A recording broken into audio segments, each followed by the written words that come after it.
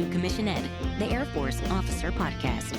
Here we explore the training and development of America's leaders and the application of air power and the profession of arms. The views expressed are those of the hosts and do not reflect the official policy or position of the United States Air Force, Department of Defense, or the U.S. government. The mention of companies by name is solely for the purpose of discussion and should not be implied as endorsement.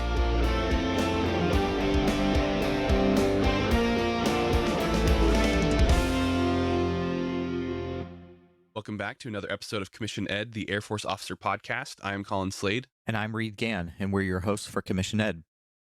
So, Reed, in today's episode, we are going to bring the audience the 65 Foxtrot 65F Finance Officer Career Field.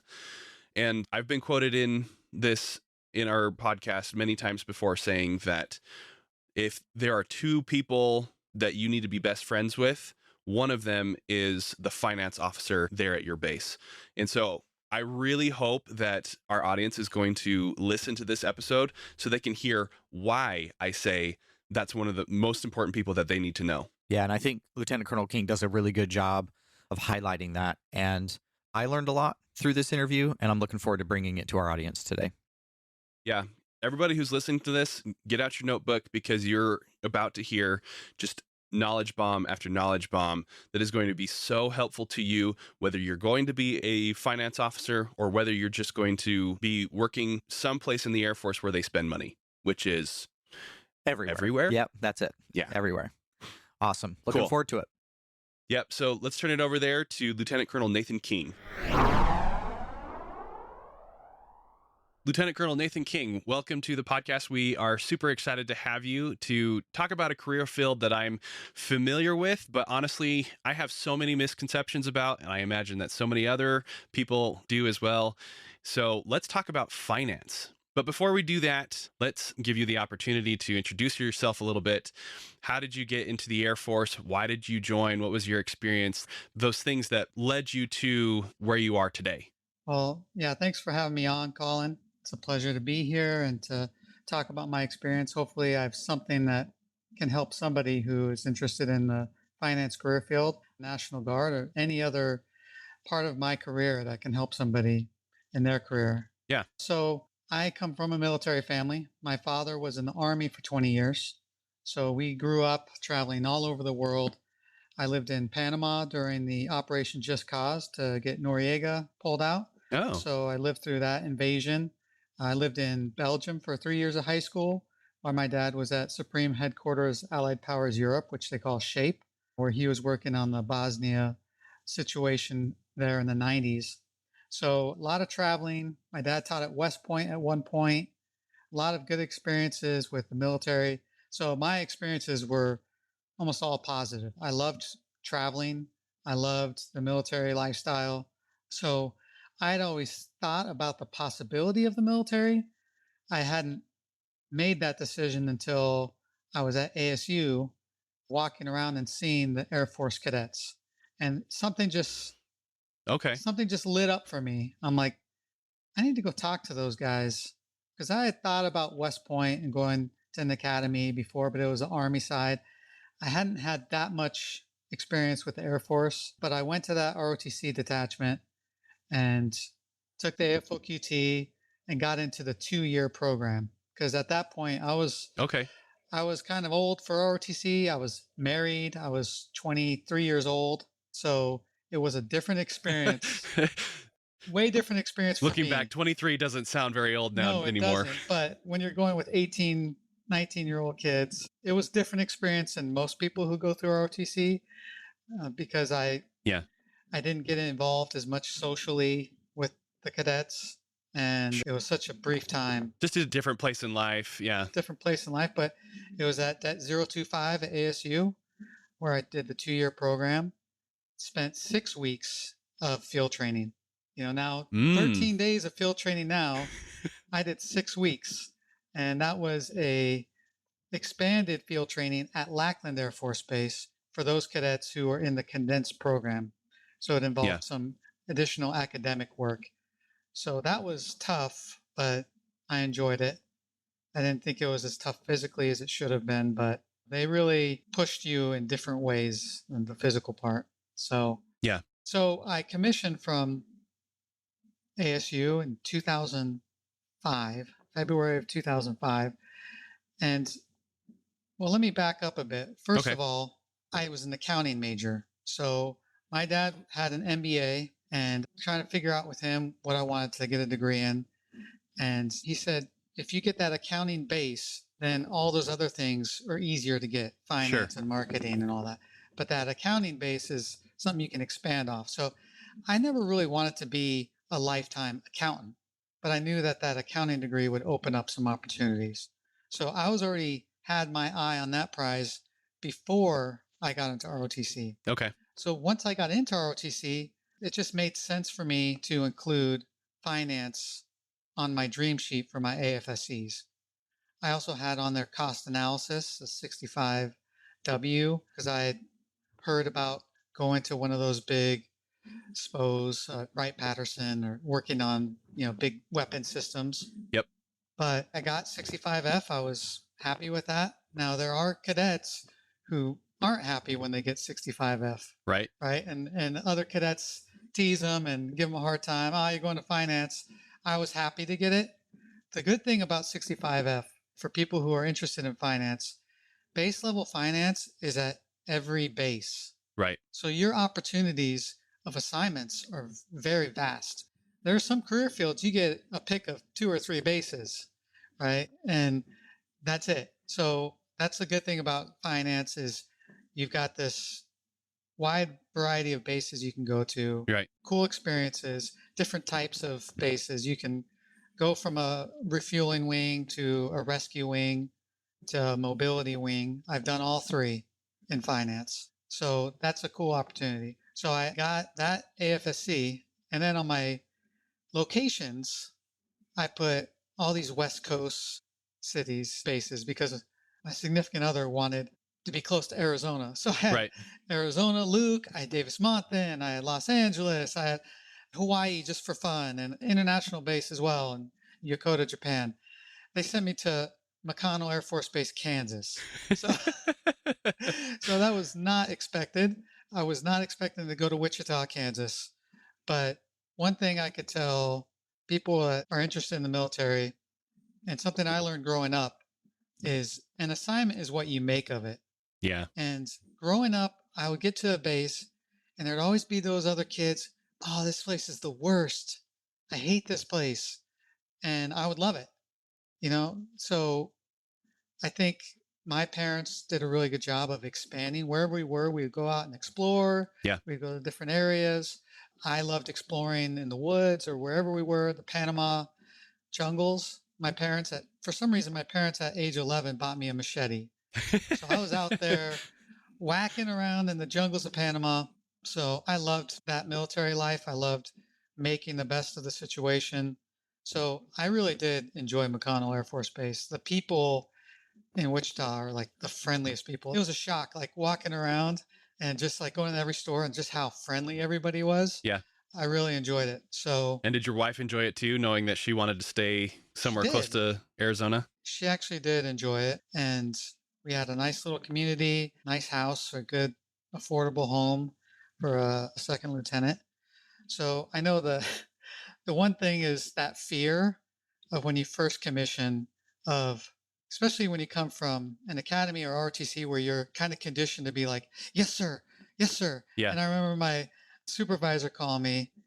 He was a captain, Captain Collins. And he's like, hey, what's up, man? And I'm like, yes, sir. Yes, sir. And I'm like scared I'm going to make a mistake. And I'm like worried when I show up there, do I need to report in? And it was just so much more laid back, but professional. Yeah. Like kind of that mix of like still professional, but they treat you like a human being. And I got there and like right away felt super comfortable with everybody in the unit and the squadron. And the thing about finance is finance does get a bad rap from a lot of people because finance has to follow the AFIs and the DOD, Right. FMR, and all these regs that aren't always the easiest to work with, or some of the rules do hinder our flexibility in serving the customer. And so, people take it out on finance, but the people I worked with in finance were some of the best people in the Right. Air Force and supported the mission just the same as everybody else did. McConnell, our chant was no cash, no gas. Because, without finance, the mission doesn't run. No Right. gas, people can't fly, no personnel. So I really was happy to have McConnell Air Force Base as my first assignment. I had a commander come in who was excellent at giving me a good variety of jobs. So the thing about finance at the base level for an officer, it's divided when you first get in two different segments. You have the customer support section, which has, you got customer service desk. They work on travel pay. They work on people with military pay issues. And then you have the budget accounting side, and they deal with all the money that comes from the Air Force, make sure it's spent in the right place, make sure resource advisors are trained. So I got to dip my toes in both of those areas in my first 3 years. Oh, that's great. Which was awesome. I always recommend people to, when they're young, volunteer for a variety of things if they can. Yeah. So I was the deputy dispersing officer. I was a services deputy. I was the resource advisor for the director of staff, which worked with, the chaplain and JAG, MEO. So I worked with smaller pots of money, but that was like a good practice on the overall budget for the wing. Right. So during that job, I heard about the National Guard. The funny thing is, when you talk to people in active duty, and I'm sure you get it with the reserves, they know very little about how the Guard and the reserve operate. Sure. And I mean, I'll admit, I know very little about the reserves and the little tricks and things that you guys do in the reserves. So the Guard was something that I found out from a commander who was backfilling for my first commander who was deployed. And I was like, man, I could stay my whole career with one unit and be full time. And so I started looking at jobs all over throughout the US. Now, the thing to remember during this time was it was a reduction in force. Right. It was a RIF. So yeah, this was the 2004, 2005. Yeah. I think they finished it up the end of 2005, maybe 2006. But they were having people volunteer at each AFSC. And if they didn't get enough volunteers, they were just cutting people. Yeah. And it was pretty brutal. I know a lot of people who had been in, 6, 7, 8 years and just gone. Yep. And good troops too. So I was thinking, if I'm going to be on a potential list, I'd rather be the master of my own destiny. Right. I'd rather find something to do. And one trick that someone taught me, he told me, no one is ever going to care as much about your career as you are. So you have to start doing the things that are going to help you advance your career. Yeah. And so I opened up a spreadsheet and I started just marking down any achievements that I had, even if it was a small thing as a second lieutenant, and started documenting that. So by the time I got to apply for these different positions all over the Guard, I had some things to draw from, right? And I interviewed with, I'd say, about 3 different units. Great experience. I mean, I always say interview as much as you can to get practice. Yep. Because, I was probably pretty bad at first. Well, and that's something that we as officers don't get to practice very often because we don't interview for jobs on a regular basis. We just get assigned where we're going to go next. So if you do look at Palace Chase, do as many interviews as you can. Now, the good thing about the Guard, if anyone's interested in going to the Guard, if you are somebody who doesn't care where you live, your opportunities are great. There's openings all over the United States. Right. The trick is getting to where you want to go. There's limited spots at each wing, especially for officers. Right. So it's about getting your foot in the door with the Guard wing and then proving your worth and value there to where you can get to where you want to go. So my route was, I'm going to apply everywhere. And I applied in Michigan, Connecticut, I applied in Washington, and I finally found a situation that fit me well in Rhode Island. Okay. With the 143rd Airlift Wing. It's in North Kingstown. And it worked out because I was a first lieutenant, but my comptroller was also a first lieutenant. And so he couldn't hire anyone above a first lieutenant. Yeah. So I didn't have to compete against captains.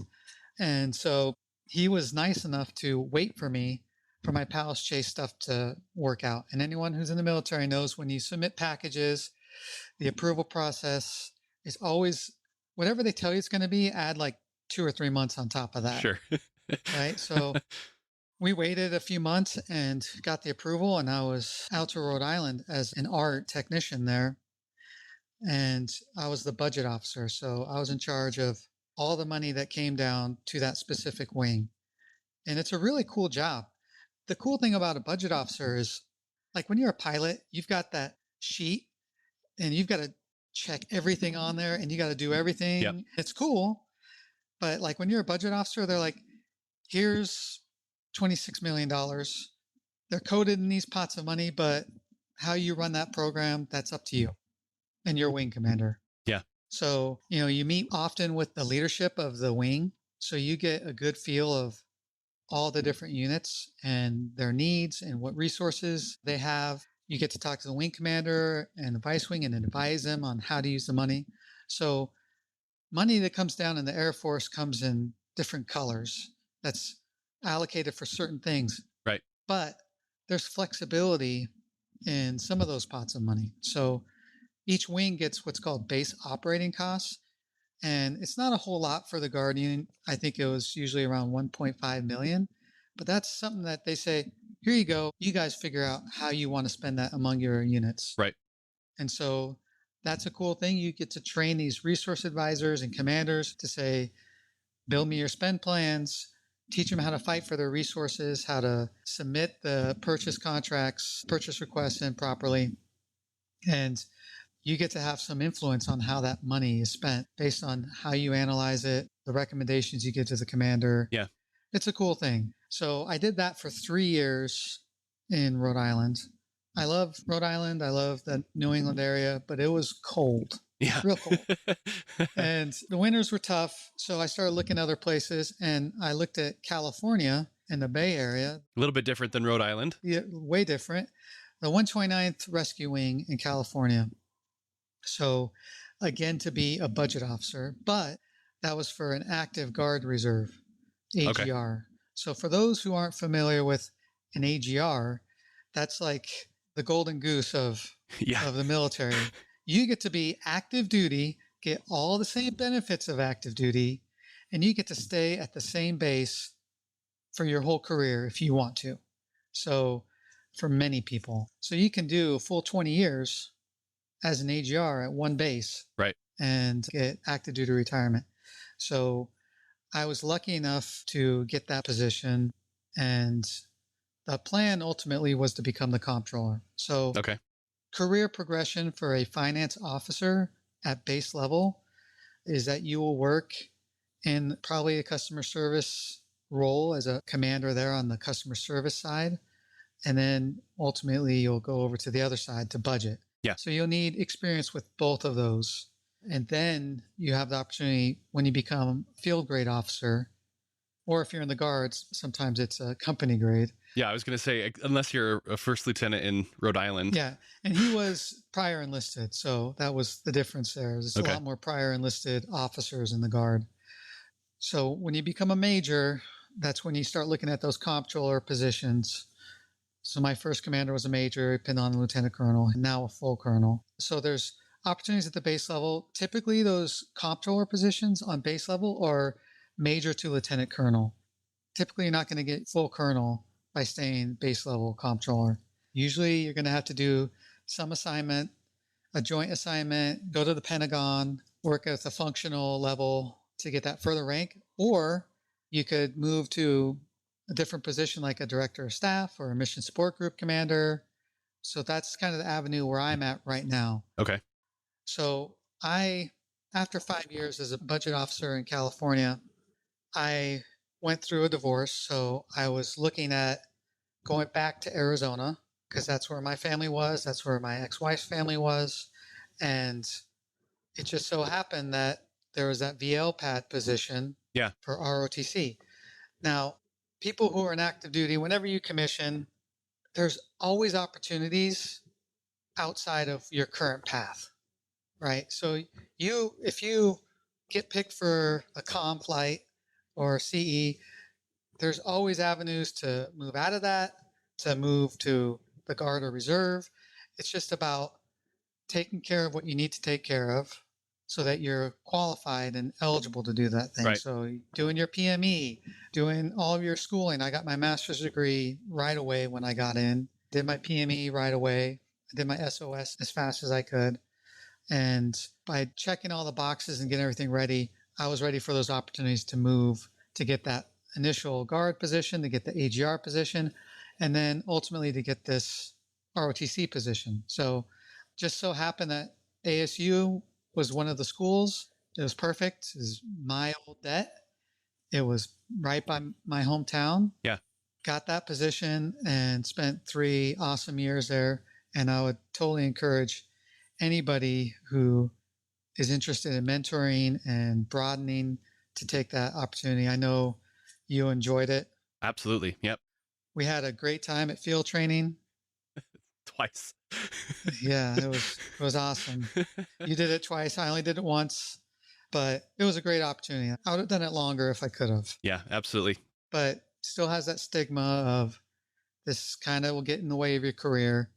It didn't for me, and it didn't for a lot of people I know. So the challenge for me as a guard member is that they said you have to totally separate from the guard and you have to find a position to be gained back when you get out. Right. So it's like that last year scrambling, okay, where can I find a unit? And this is where building relationships is so important. Right. When I was a first lieutenant, I went to a budget officer school.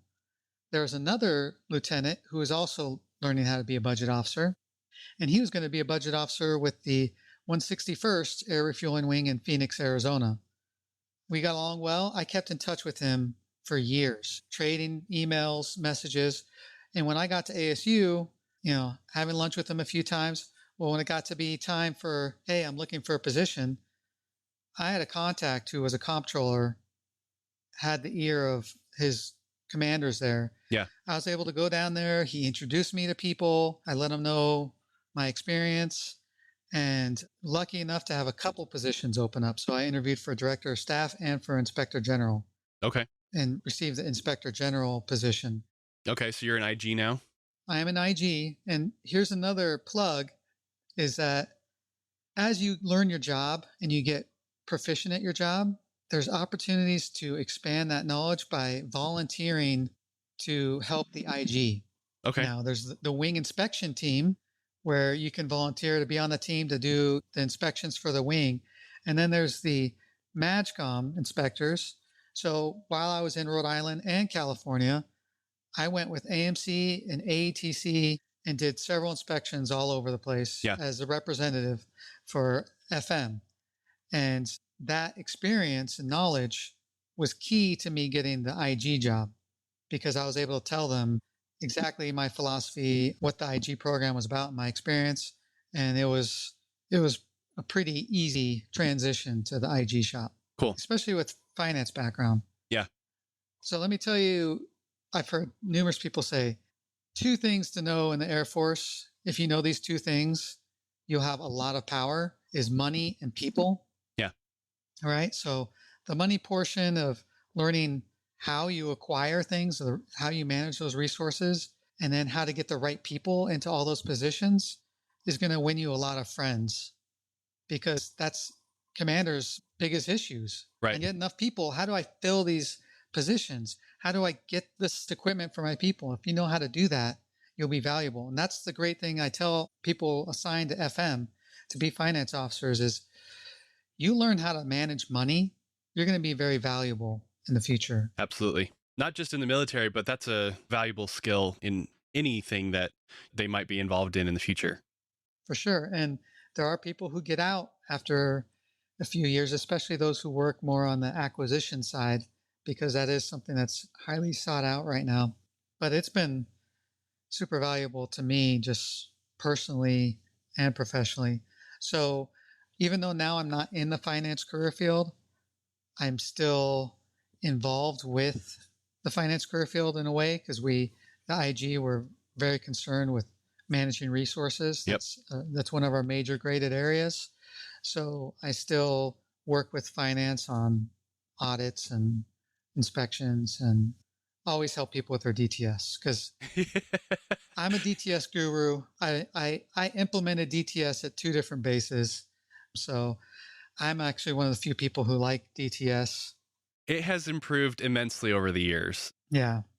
5 years ago, it was still a hot mess, but more recently, it's been vastly improved, is far more functional and user-friendly.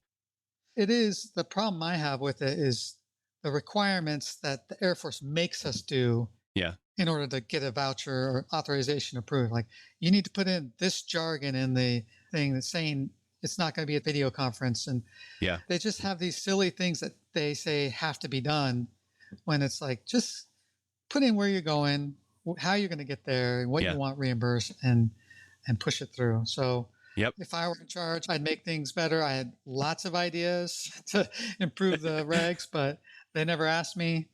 But it's still, considering the vast size of this organization and the restrictions that we have with the law, and also on our ability to create new software platforms. I mean, it's not bad.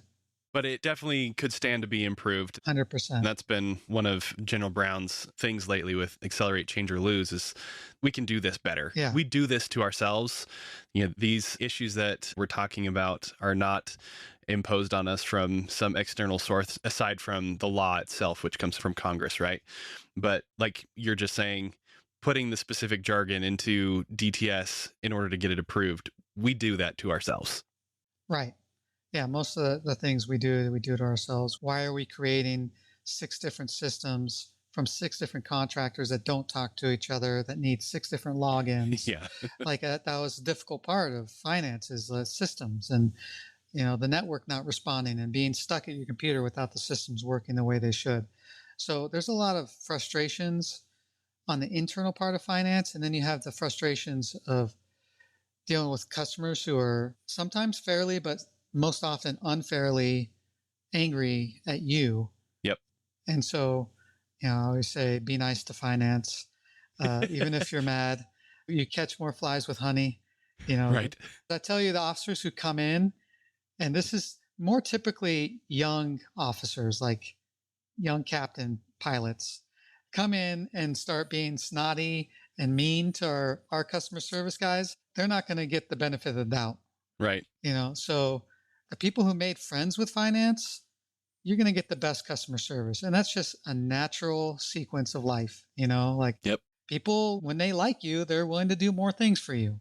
So I had people call me all the time, and it didn't bother me. Like, hey, can you push my DTS through? Or I've got a question with this. And I Right. was more than happy to answer, because they treated me with respect. And then when I needed something, I go to them. Yep. That's kind of that professional courtesy that most officers get. That most of them do.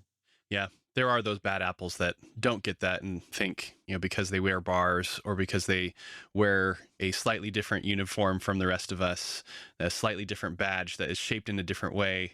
I'm not naming any particular career fields or anything, but they think that they own the place for whatever reason and extend that authority that they think they have to areas and offices completely outside of where they've been assigned. Yeah. Mm-hmm.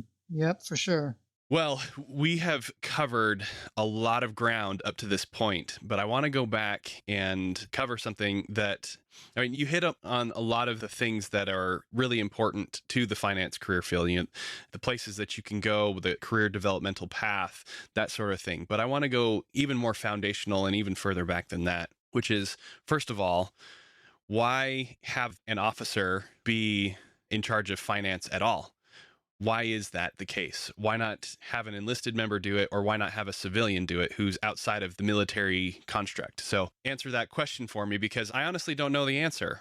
Why have an officer be the budget officer or the person in charge of customer service? Why have a 65F at all? Sure. There is that military construct. When you have several young enlisted people working for you, to have that officer, that's an important part of that military construct in order to provide mentoring, provide discipline when needed, be able to speak to that person in military terms, get them to the trainings that they need, make sure they scramble around to get the breadth and depth that they need, because they understand the military career field, Yeah. writing those EPRs. There's that element of having an officer on that side. Now, the budget side, there's a lot of active duty bases that have more civilians in their budget side than they do military. Okay. It's not that case in the National Guard. I know the reserves, typically comptrollers, or I've seen a lot of comptrollers be civilians. Okay. So a comptroller can be civilian. You can have civilians fill these officer roles. Okay. Right. I think they do it in the reserves just for a continuity, which I think is a pretty valuable thing. Yeah. But at the same time, when you learn in your auditing classes, you have somebody who has a ton of familiarity and they're there all the time and they know it better than everyone else. That's going to increase your risk of fraud. So I don't think it's too complicated to have it move around. And I think that's another part of having military members in there, is just that dynamic of the military and following the regs and following these policies has that military flavor to it, Yeah. which some civilians may not be as careful with. Okay, so if I'm understanding you correctly, it sounds like it's not so much that the authority or the commission of an officer is what's really driving the purpose of having an officer be the 65F budget officer, but more just that they speak military and they have a different perspective and a different respect for what we do in the military that maybe a civilian who never served might have or might not have.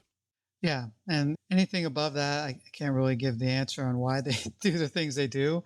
But I've seen prior enlisted and retired military members who've served civilian in finance, and they do a wonderful job and they get it. So I know that's a big thing from the Air Force, is finding out, why do we need a blue suit to do this job? Yeah. And defending that, that's not my job. That's out of my purview. I just feel that, like, when they did transition finance and they moved that finance center to South Dakota and they hired a bunch of civilians in there and they expanded DFAS, to me, quality went down. Okay. And it wasn't because I think civilians weren't capable. I just think it's that military construct that is necessary at the smaller level of a command level, where you have that control, where military, we're held to a higher standard than civilians. So if we mess up, it's going to be more dire consequences. Yeah. Right. To fire a civilian is very, very difficult. Right. And so the incentive for military to do a good job, because it's going to affect their promotion, that their disciplinary could be more difficult. Like, those are things that all could lead to a sharper and more efficient service.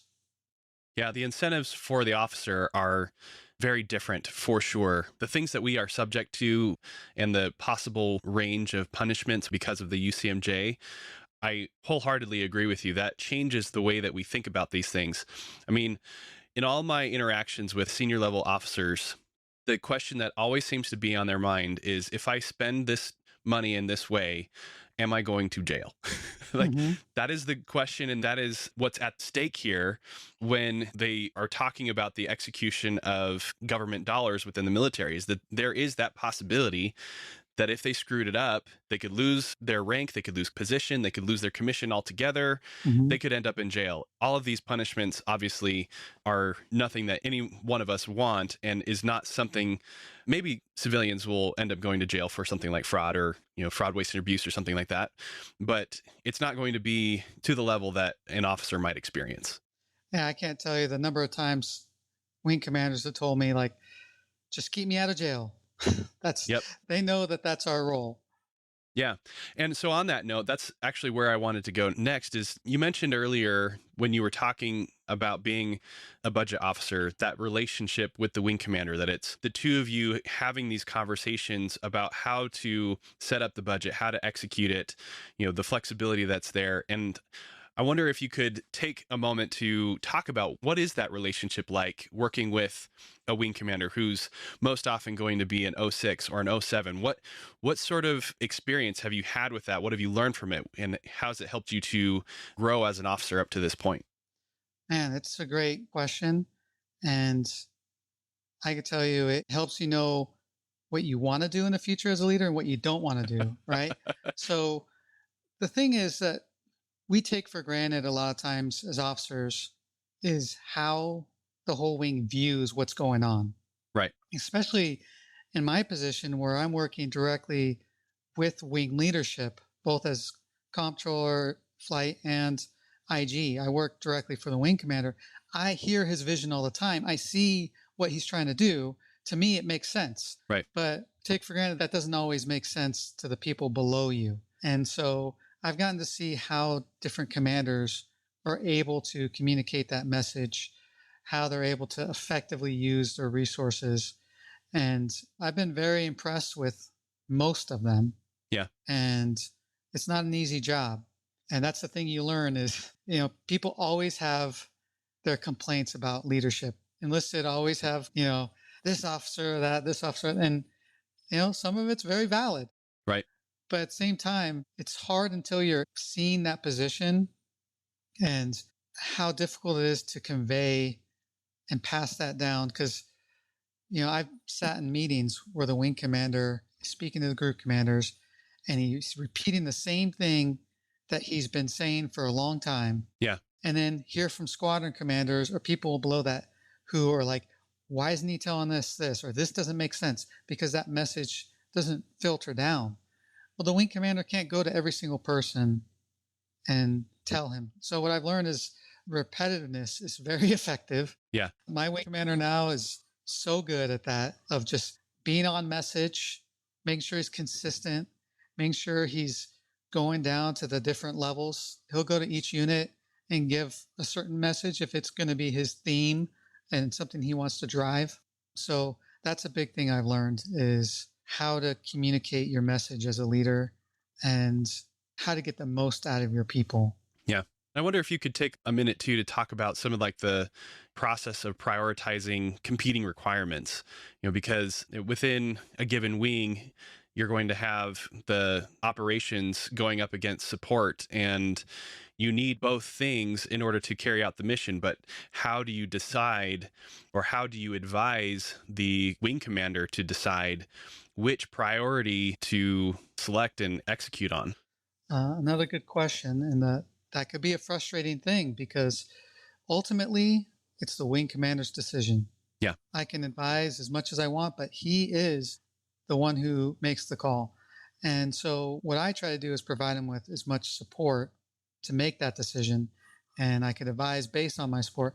Now, I've been pretty fortunate that most of the time when I recommend things, the commander goes for that thing most of the time because it's usually very common sense. You show them the numbers, you show them the justification, and you pass on what your RAs have told you. Other times you put together data. So when I got to the 129th Rescue Wing, I found that ops group had a ton of money left over at the end of the year, and they would just buy tons of equipment and things they wanted. Right. Meanwhile, like logistics was always begging for travel money. So what I did is I did a analysis on the different EEC codes, which say like travel or supply or GPC. Yeah. And I took the number of personnel that they had, and I did different analyses on each EEC. So for travel, I said, all right, how many people do they have? How many are full-time? How many are part-time? So that there's different pots of money for your AGR versus your technician and DSG. And I divided on how much money per person they were spending on travel.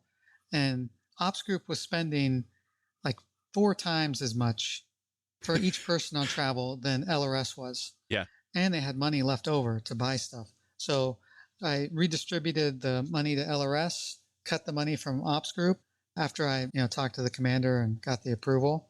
And ops group was never short, even after those cuts, right? So those are the type of things that as a budget officer, they're asking you to do is not just do what's always been done and, just pass out the money when it comes just like it's always been done. Every year, every quarter, you should be looking at where that money is being spent and how you could spend it more effectively. Yeah. And a lot of that's keeping your ear on all the units. So each unit has a resource advisor. Now, in active duty, some of those resource advisors are full-time civilians, but most resource advisors, that's an additional duty for them. Yeah. So that's kind of a thankless job sometimes too. So communicating with resource advisors, getting out there, talking to them, training them, that's something I've always tried to do, is not just sit at my desk, but to get up, go talk to resource advisors. I was a government travel card monitor. Mm-hmm. So I went and talked to my agency program coordinators, made sure I knew what was going on with them on that side of it. And as IG, I go and meet with all the squadron commanders and I make sure those messages are being passed down, that I get information on their self-assessment programs. Because as nice as email is, as nice as phone calls are, face-to-face just has just something a little extra. Oh, yeah. And that something little extra is the nonverbals that come with the communication and being able to, I mean, we talk about the importance of a relationship, right? That's basically a major thing that's coming out of our conversation here. And it's very difficult to have a relationship with somebody through email or through a phone call. Not impossible, right?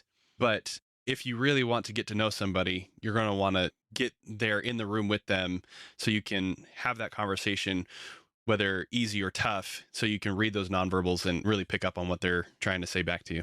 Yeah, and there always comes up things that have nothing to do with work, which helps foster those connections in the relationship. You know, when you're emailing, it's typically you stick to the work or the call, what I need at this moment. You go to their office, you see a picture, you start talking about that area, you get, you know, their kids or some other connection. Yeah. So I've always found that getting out from your desk is not just a nice thing to do, it's something you have to do. One thing that someone told me as a young lieutenant is go to every single person in your office, ask them what they do when you first get to a base. Yeah. Ask what they do. And not only does that give you some experience on what is going on in this office, but also people will know that you're interested in what they do. And that's a start of a relationship where, like, hey, this officer actually cares. He's not just cares about what's stock in the snack bar. He actually wants to learn this stuff. And the thing you don't realize when you become an officer, you go to this base, a lot of these enlisted folks think that you know what you're doing. like they think you've gone to tech school. Like when you're enlisted, you go to basic, you go to tech school, you come to your base, you're ready to go. Right. You know, I went straight from ROTC to my base, no tech school. And I just remember an enlisted guy like, what? You never have gone to tech school? I'm like, no, I'm just here knowing nothing, trying to learn what I can. With all the authority of a commission, ready to make decisions. That does kind of play into all the stereotypes of a lieutenant, but you know, I tried to be as involved as I could, which is a frustrating part about being a lieutenant, is you're very limited on your knowledge. Right. You're very limited on your ability to affect change, but that's just the time to soak everything up. Yeah, for sure. Yeah, so there's a couple other things that kind of come out of the conversation here about establishing those relationships, having connections so that you can build that trust and that network and that ability to socialize through problems and drive at a solution. Something else that people have heard me say on this podcast before, that I personally recommend that you be best friends with two officers on the base. One is the contracting officer and the other one is the finance officer, because they're the two people that control the money, right? And if you can be friends with those who control the money, that's how you're really going to accomplish things. But exactly what you've been saying, if you approach those people with humility and willingness to learn, not just as somebody who is a finance officer wanting to learn what everybody else is doing, but maybe you're a CE officer like me who needs to get a project funded, well, approach the finance officer with that humility, with that willingness to learn and gain that insight onto what is the budget like? What are those constraints? What are the priorities that the wing commander and the budget officer are trying to work through?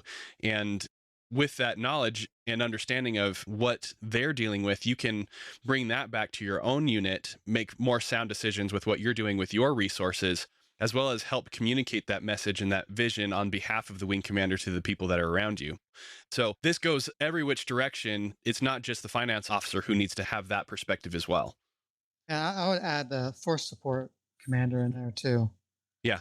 Because that's, you're looking at not just filling vacancies and positions, but promotions and training, your base training manager, like all those things are huge resources.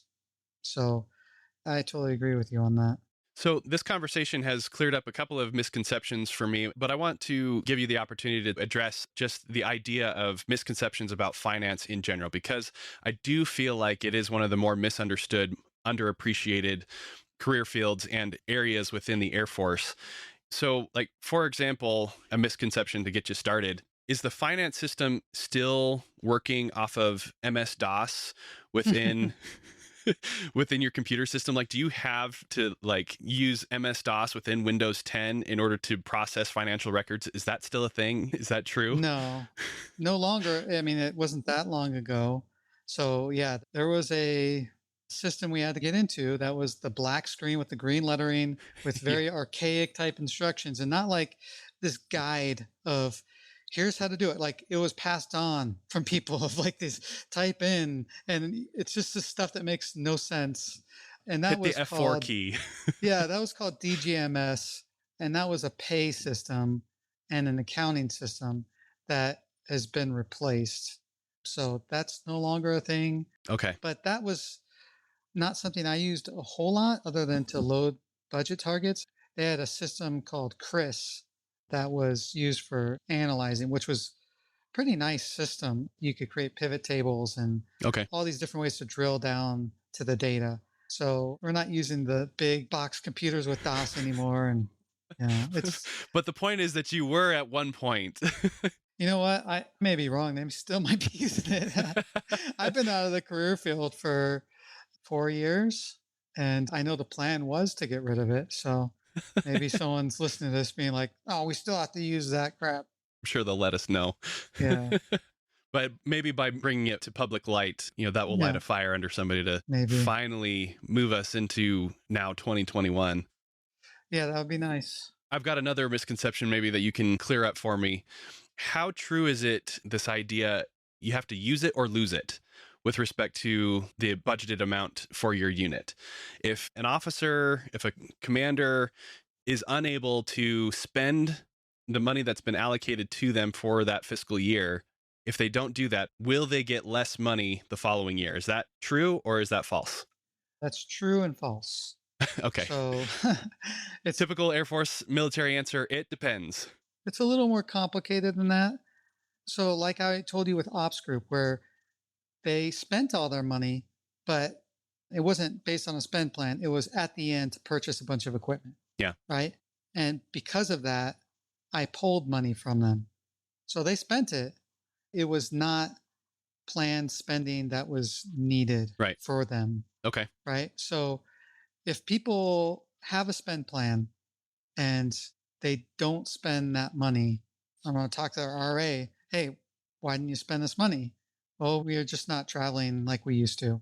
Okay, you do lose it, right? You didn't spend it. It is a trigger point where you should be evaluating, hey, they didn't spend it. Do they really need it? Yeah.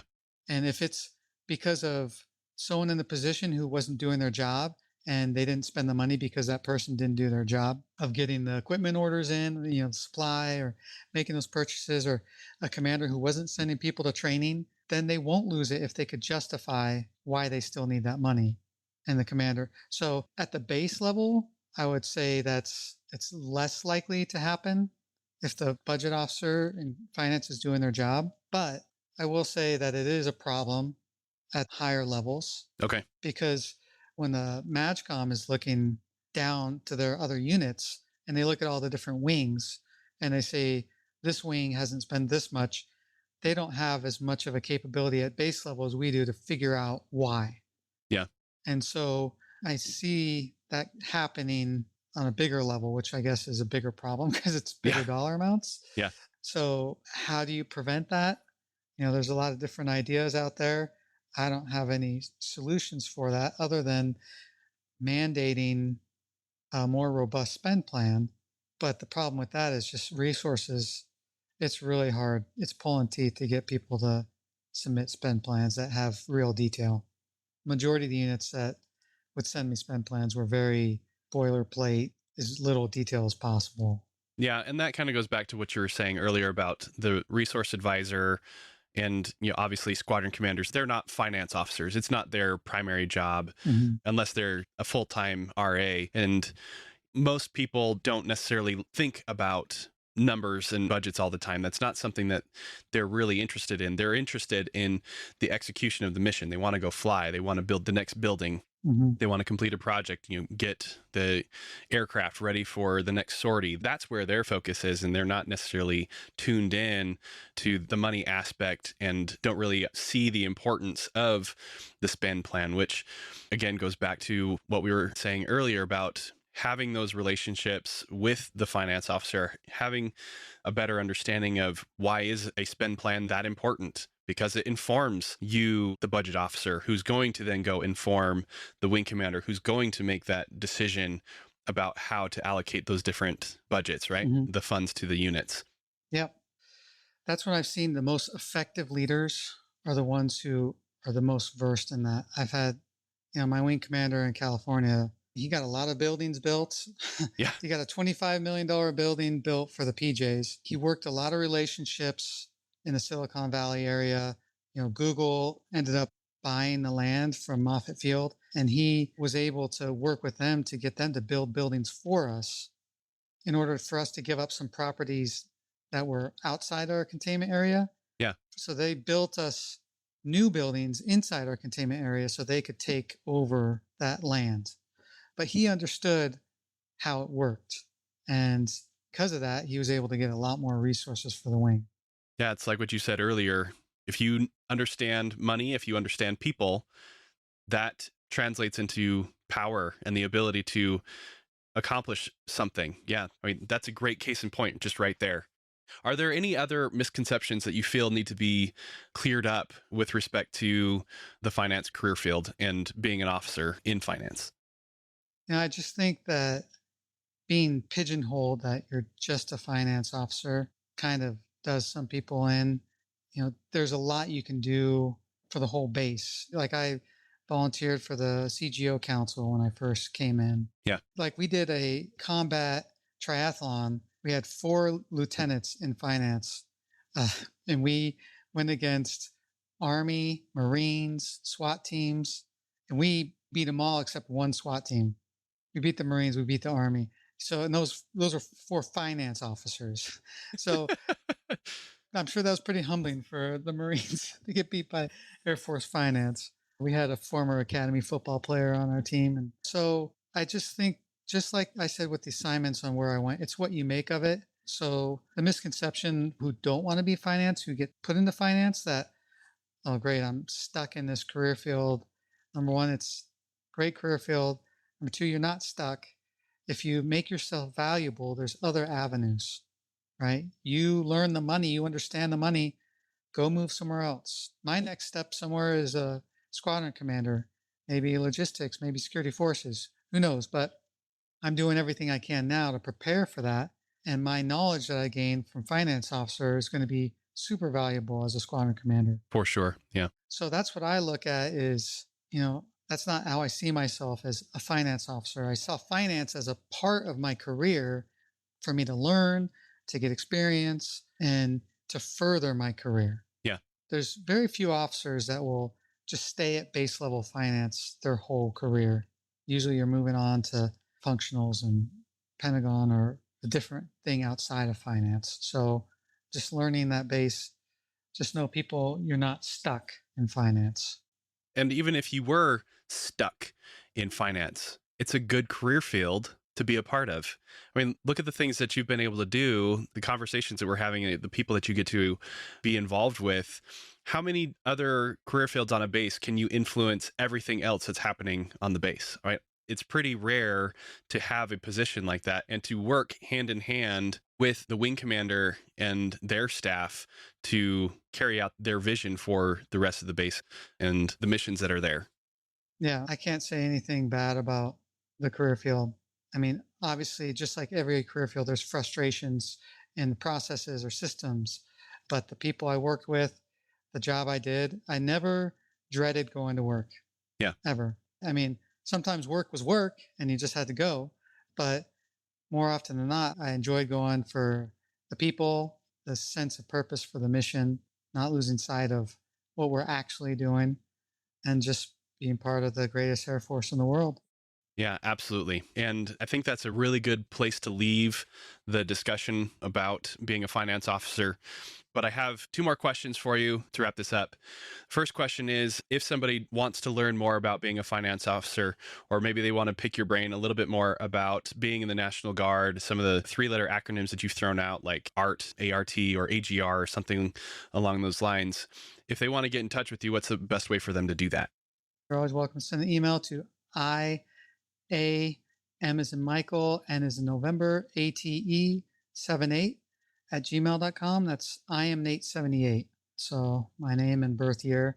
I'd be happy to answer any questions people have, and I could send my phone number if we need to talk. Yeah, that's great. We'll link that in the show notes so people can find your contact information there. Great.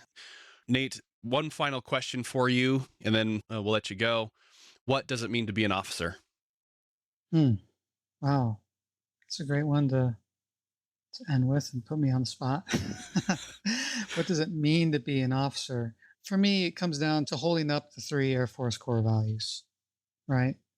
If you do those 3 things as an officer and you exemplify that of integrity first, service before self, excellence in all we do, you're not going to go wrong. And I think that's something that I've always tried to hold up as an officer: integrity for myself, for the people around me, to know that when I said something, I meant it, right? That's a lot of power. When you're saying something, that's what you mean, and that you're going to hold by your word. When I say I'm going to call you back, when I say I'm going to answer your email, I'm going to do it.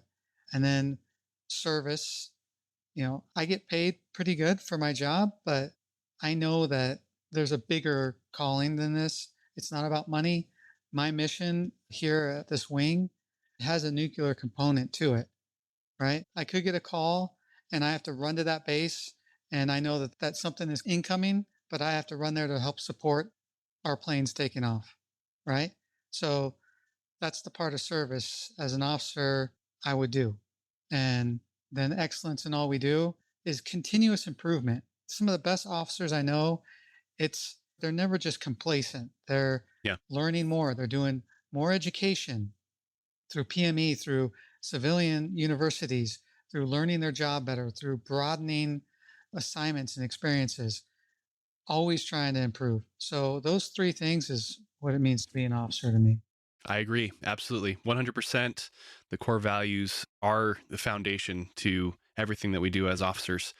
Thank you so much, Nate. Lt Col Nathan King, really appreciate you taking the time to share your knowledge and experience with us, helping to pull the curtain back on the finance career field, clearing up some of those misconceptions, and giving us a glimpse into one of the lesser known, lesser appreciated career fields, but really so critical and important to everything that we do, whether it's operations or support, acquisitions, or anything like that. Finance is there taking a part and making things move forward for the Air Force. Hey, thanks for this opportunity, Colin, and hopefully it cleared up some people's views of finance, and hopefully it gives somebody, a desire to go into that career field, because it really is an excellent career field. Absolutely. Thank you so much, and look forward to conversations in the future, and best of luck to you being an IG and the rest of your career. Appreciate it, Colin. Take care. Hey, Colin, awesome interview. I learned a ton. My first thing that really comes to mind is I knew that finance was everywhere, but finance is everywhere. They're involved Yeah. in everything. And I always kind of conceptually understood that there needs to be finance. But, I thought Intel had a lot of cool places we can go. They've got us beat because they're everywhere. Yeah, and what do you mean by everywhere? You mean it's not just that they are at every base, every installation, every physical location where there are Air Force operations taking place, but on the base, they are everywhere. Everybody needs their money. So finance literally has its fingers and its influence everywhere. Yeah. And that's the thing. It's the combination of the two. People look at Intel and say, oh, you guys know all this cool stuff. Well, yeah, about things happening thousands of miles away, but I don't know what's going on my own base half the time. Finance, they know. Yeah. They know where all the skeletons are buried. They know everything. Just really cool talking to Colonel King. I just really appreciated his perspective and how he viewed the role finance played. And I thought he did a good job of laying that out for us. Yeah. It was such a pleasure to talk to Colonel King. I count him as a great friend and a great mentor, and I hope people want to know more. And then I hope that they will take the opportunity to reach out to him to get more information about how finance works, explain those different colors of money, or go find your local finance officer. There you go. Sit down with them, talk with them, have them become your friend, as I have been encouraging everybody to do for so long now, because that is really how you're going to accomplish anything that you need to happen, is with that relationship with the finance officer, and get that picture of what else is competing for the money that you need. What are the priorities? Is that conversation taking place? If you want to be a successful Air Force officer, you have to understand how money works. Yeah. And the people side of it as well. You know, you guys talked about those things. Sure. It's people and money. And that kind of leads us to some things that we need to talk about and are coming up in future episodes. Because Colin, at the top, you mentioned how just knowledge bomb after knowledge bomb. Well, there were so many that we need to like regroup and have more episodes. Yeah. Because he brought up a couple things that we recognize we really need to bring to the audience. And the first is he mentioned a RIF and how a RIF shaped his career. Reed, what's a RIF? A reduction in force. It's a management tool that the Air Force uses to force shape, to manage how many people we have. And there's a lot of ins and outs of that, and it's coming. Force shaping is happening right now. Yeah. There are programs that are available right now, and ROTC cadets are being told there's not going to be a spot for you. OTS boards and classes are getting canceled. Like, stuff is happening. We can see the writing on the wall. Colin, on our social media, you and I have pointed this out. We've been here before. We've seen what this looks like, and we want to try and describe it for our audience, because irrespective of how long you're in, it's going to shape your career. Yeah. And so we owe it to you guys to kind of describe what that landscape looks like, because it's uncomfortable for everybody involved. Mm-hmm. And these are part of the rules of the game that we're in. And we've highlighted before how important it is to know as many of those rules as possible so that you can have a better chance of navigating and being successful in this game. Yeah, absolutely. We don't know exactly when we'll get to that episode, but hopefully sooner rather than later, right, Reed? Yeah. Because just as you're saying, it's coming, and we need to help everybody to be ready for it. And along those same lines, we want to provide additional information about other opportunities for serving. For example, Colonel King, he has spent almost his entire career in the Air National Guard. Well, I've never been in the Guard. Reed, you've never been in the Guard. And he said that those who are on active duty have no clue how the National Guard works. You know, these terms like AGR and ART and Palace Chase and yada, yada, yada. We need to flesh that out a little bit more so that people know what their options are with respect to this RIF that we know is coming. Exactly. It's going to be a part of your career, whether you like it or not. And we owe it to you guys. So that's one thing that we know we've got to bring. Colin, what was the other thing we were hoping to bring our audience after this? Because this is an episode on finance and we know that money is so important, we need to do a little more deep dive into what are these different colors of money. We keep talking about it, but we need to get into more depth around what those different colors of money are, why we have them, how we as officers can use them to accomplish the Air Force mission. Yeah, agreed. Like I mentioned, Colin, when we were talking about this episode, I recognized some deficit in that area. I've been trying to do some training to get spun up for my new assignment. And I went and found some class material and did some reading. And the slideshow was over 100 slides. I mean, there's a lot. And I got to know this stuff if I'm going to be effective in helping my team accomplish their mission. So totally agree. So those are the two toolbox episodes we're hoping to bring you. But yeah, knowledge bomb after knowledge bomb. Colin, what was something else that you really took away from this interview? Well, Reed, I actually just thought of one more toolbox that would be really good because Colonel King was a great example of being a mentor here.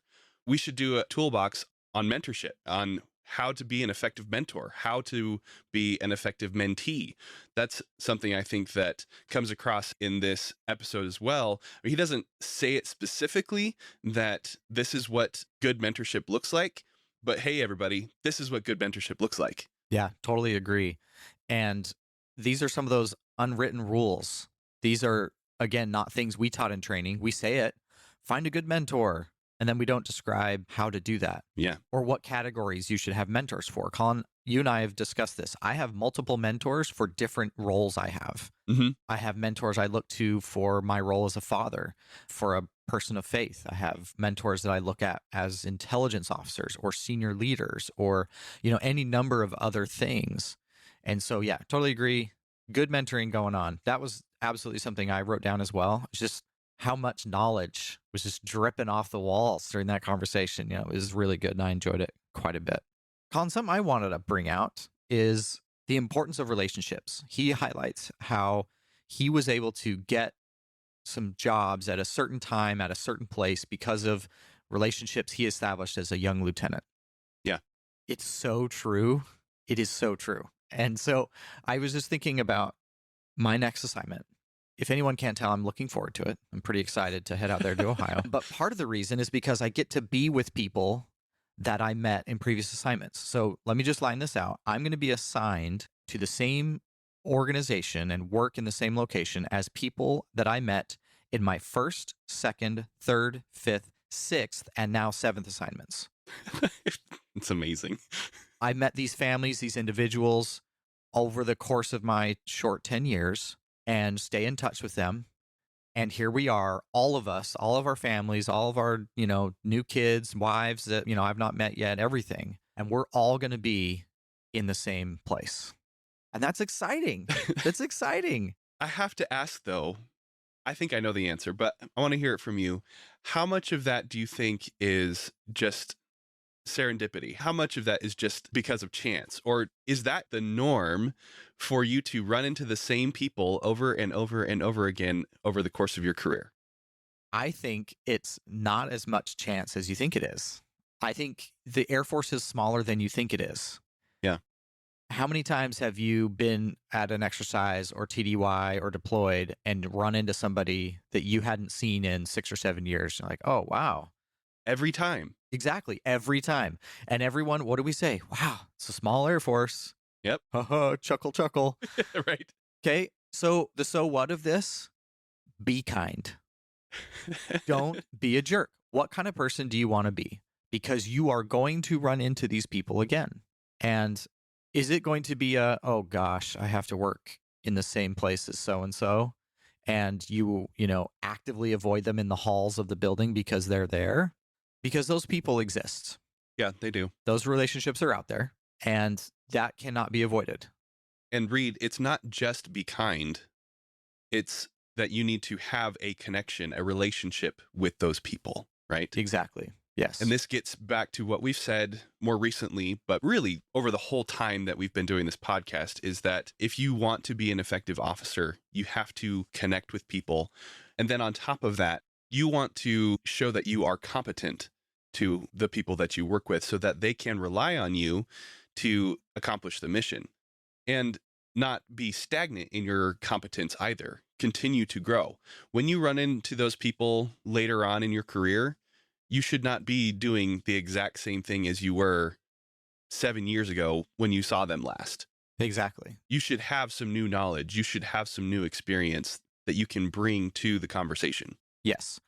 And you should be able to use your connection with that person to a mutual benefit. Yeah. Because that's what's going to happen. I know. So a bunch of these folks are going to be directors of operations of different squadrons in and around the location where we're going to be. And already I can see overlap. Already I can see opportunities for both of our squadrons to support the other.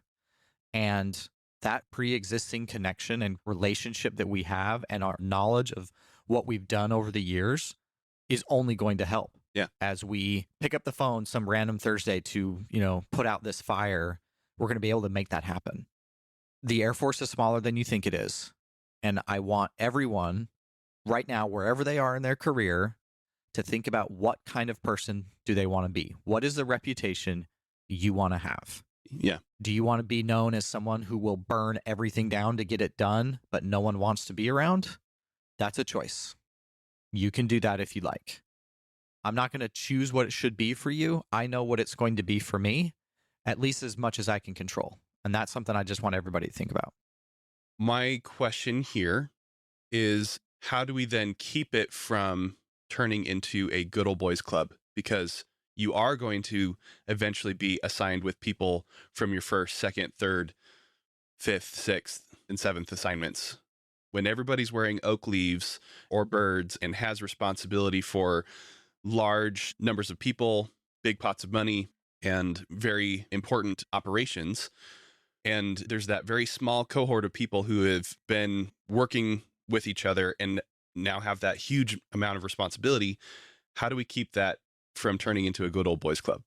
So why don't you define what, in your view, is a good old boys club? Because to some degree, I think you just defined the whole Air Force. I did, yeah. So we've talked about how who you know and what you know matters. We've talked about how we decide who gets to be in the club, how we set the rules. So what are the aspects of this good old boys club that you are concerned about? Because I think we are doing things to actively push back on some of that. Why don't you define the things you're concerned about? Yeah. So I think the biggest concern is that it does not allow for people who don't look or think like you to be an effective part of the organization. And that could absolutely be focused on like the diversity and inclusion side of things, but it doesn't have to be just that. It could be that there's just somebody that rubs you the wrong way and you're not willing to listen to them, right? So I think that's really where I'm at with this is, how do we make sure that not just always work with the same people because we know and feel comfortable with them, but are still open and willing to work with those who we haven't met yet, despite how small the Air Force might be. Yeah, it's a good point. The thing that I take confidence away in this regard is that I hear people actively talking about how do we make sure that doesn't happen, and then taking steps to try and ensure that it doesn't. Is it just talk? I hope not. I see signs that it isn't, but can we avoid the fact that it just might be? I don't think we can. So I think that is a good problem I don't have an answer for. Well, I think that Colonel King does have the answer for us, that you be willing to get out from behind your desk, get out from behind the O Club or wherever it is that you're meeting with the same group of people on the regular basis, and go talk to others. Have that still be part of your normal day-to-day operations when you are at that level where you're a squadron commander, a DO, or even higher than that. Go find that O1, that E5, or whoever, and have a conversation with them. Ask those questions like he described in the interview of, tell me about your family. What are your hobbies? What are these other things that you are interested in? Instead of trying to lead or manage through email, because just as he said, that's just about business. And sometimes in order to truly connect and have that relationship with people, you need to open up the aperture a little bit and have a conversation around things that are peripheral to the daily operations that will then help you to find ways to solve problems and be more effective in ways that you hadn't originally anticipated. Yeah, no, that's really awesome advice. So Colin, what was the last thing that you wanted to bring up? I know we talked about it when we were offline, but it's so good. I'm going to let you go a little bit on this one. Yeah, so there's actually two things that I want to bring up here. The first one is that how cool that finance is, like we were saying, everywhere, but one of the most important places that they are is in the room where it happens. Meaning they're there for the conversation with the wing commander as these decisions are being made with respect to the allocation of funds and making sure that that's how they're going to accomplish the mission for the Air Force. Yeah, from the very beginning. Yeah. As an O1, And it's not just the room where it happens, it's all of the rooms where it's always happening. Like, it's just everywhere. Unreal. And what an amazing opportunity for a young lieutenant from the outset be part of those conversations and get those high level strategic discussions and vision from the very beginning and through the whole course of the career. I mean, we've talked how we feel like we're not necessarily being prepared for that type of FGO level leadership, but the finance officer absolutely is, because they're rubbing shoulders with squadron commanders, wing commanders on the daily basis, because just by nature of their responsibility. Yeah. That makes me remember back to our time with PA, also another officer who is immediately attached to and dealing with wing commanders on a daily basis. They bring a different perspective. Yeah. And also another career field shrouded in misconception and not a whole lot of people are super excited about going into, which now that I've learned more about PA and now that I've learned more about finance, I think that that mentality is completely wrong. Yeah, totally agree. And then the follow on to this, and really where I want to spend the rest of our time, really flesh this out for people, is Colonel King talks about how important it is for you to know money and people. And if you can combine those two things, therein is power. Yes, for real. And exactly that, Reed. I want to talk about why that is the case. I mean, yeah, even just without going into any depth about it, if you know money, and if you know how the people processes work, then you are the person who has all the knowledge necessary to steer how the Air Force is going to play out, how the operation is going to take place, what things are going to happen within the Air Force. But I want to spend just a few minutes here actually talking about why that is the case. So, Reed, I'm going to turn it over to you here, since you're going into a DO role where these kinds of things are happening, where money and people are the focus of the day-to-day. Share a little bit of the thoughts that you're having as you're preparing for this role.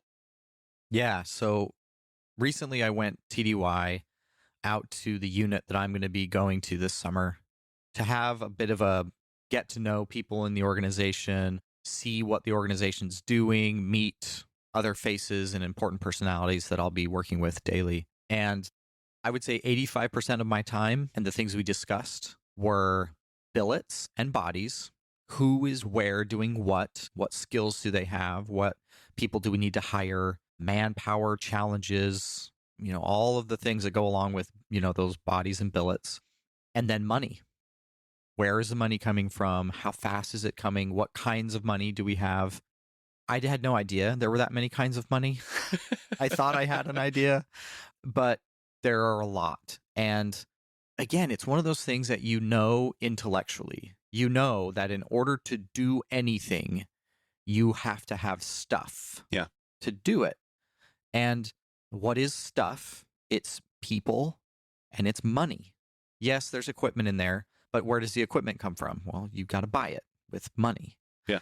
And even if you do have the stuff, if you don't have the money to run the stuff, then you might as well not have the stuff. Yeah. Right? An F-35 without gas and bombs is just a really pretty looking gray piece of metal. Yeah. Like you can't do anything unless you have money to fly it. So, but until it becomes your daily responsibility to make those things happen and to, Colin, as we've talked about with leaders, have a vision and then guide your team, those people that you lead to that place. If you don't have the right people and you don't have the right money, nothing's going to happen. And so how do you establish that vision? How do you bring something into reality? Money and people. Yeah. Which, as you said, that's the stuff of Air Force operations.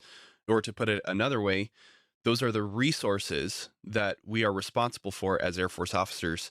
And not to belabor this again, but one of our least popular episodes is the one where we did a really deep dive into the responsibility of managing resources. Yeah. Which is a stated responsibility for commanders in the Air Force. And all commissioned officers carry the potential for command. That is something that we need to know. And let's be honest, Reed, we are not doing a good job of developing officers to manage resources.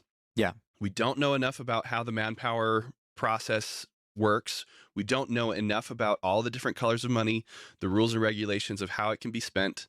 We are not preparing ourselves well enough. Yeah. We're certainly not deliberately developing it. I learned a lot of manpower stuff when I was a group exec because my commander was dealing with it and I was in the room and I learned all these things and I don't know what that acronym means and I go look it up and it's just kind of by absorption, it's in the air and so you breathe it in and all of a sudden you kind of just pick it up here and there. That's not adequate at all. Right. And it's certainly insufficient when all of a sudden it's your responsibility. So yeah, Friday, I spent some time asking around with my peers. Hey, how did you learn about this? How did you learn about that? And finding some course material and downloading that and creating permalinks so that I can access it later because I recognize I absolutely have some growth to do there. And I don't have very much time, Colin. I'm looking at the calendar. I got to get this figured out. Yeah. I'm really glad I was able to go now to give me that vision of what I need to know when I get there. So yeah, but you're right. We're not deliberately developing those skills enough. And yet it's not what attracts people. Yeah, because it's not sexy. It's not sexy at all. I mean, who are we kidding?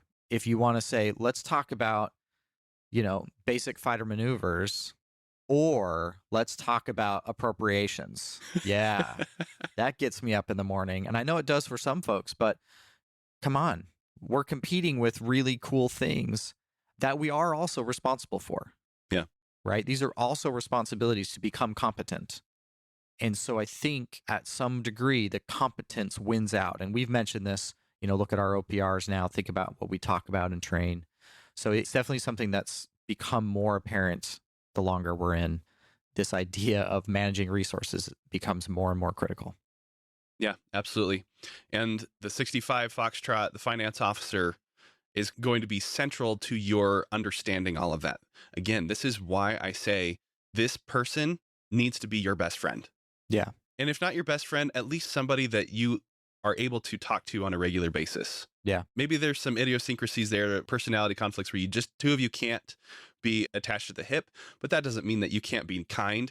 That doesn't mean you can't reach out to them and try to get this information so that you can be more effective in your own role, whether you're a finance officer or not. Yeah. Awesome that Lieutenant Colonel King joined you for that interview. Really awesome that we could bring it to you, our audience. We'd love to hear from you if you have any feedback or questions. Colonel King graciously gave some contact info so that you could reach out to him. Highly recommend you do that so that you can solve some of your own knowledge gaps. Anything else, Colin, before we wrap up today? Just the invitation that if you got anything out of this episode, which you should have, if you didn't, go listen to it again. I know I did. Right. If you got anything out of this, please share it with others because this type of information is so critical to the development of the Air Force officer so that we can all be as effective as possible, regardless of where we find ourselves, regardless of our career field. It's this type of information that we all need to know. So please share it with others. Invite your network to tune into this episode, get some information about how they can work with finance or become more informed about the way that money and manpower works. Awesome. That'll do it for this week. Thanks for joining us for this week's episode of Commission Ed.